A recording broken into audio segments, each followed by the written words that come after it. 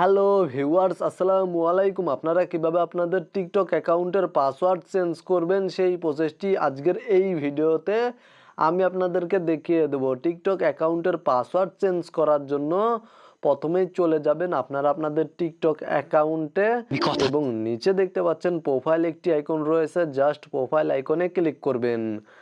দেন এখানে দেখতে পাচ্ছেন থ্রি লাইন মেনু বারে ক্লিক করবেন এবং তারপরে নিচে দেখতে পাচ্ছেন সেটিংস অ্যান্ড প্রাইভেসি এই অপশানে ক্লিক করে দিবেন। তারপরে এখানে দেখতে পাচ্ছেন অ্যাকাউন্ট নামে একটি অপশান রয়েছে, অ্যাকাউন্ট অপশানে ক্লিক করে দিবেন।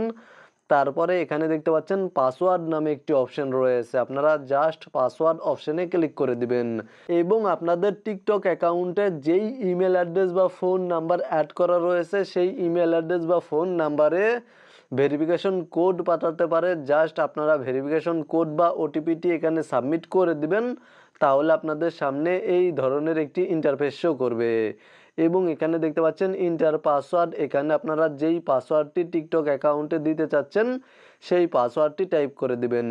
পাসওয়ার্ড সেট করার সময় বা পাসওয়ার্ড দেওয়ার সময় আপনারা প্রথমে কিছু ক্যাপিটাল লেটার ব্যবহার করবেন, তারপরে কিছু স্মল লেটার ব্যবহার করবেন, তারপরে কিছু সংখ্যা ব্যবহার করবেন এবং শেষে কিছু স্পেশাল ক্যারেক্টার ব্যবহার করবেন এবং অবশ্যই আপনাদের পাসওয়ার্ড 8 ডিজিটের হতে হবে বা 8 ক্যারেক্টারের হতে হবে।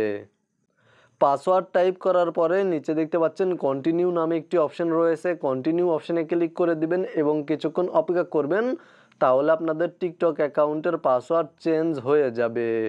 মূলত আপনারা ভিডিওতে দেখানো এই নিয়মে আপনাদের টিকটক অ্যাকাউন্টের পাসওয়ার্ড পরিবর্তন করতে পারবেন। ভিডিওটি দেখে উপকৃত হয়ে থাকলে অবশ্যই কমেন্টে জানাবেন।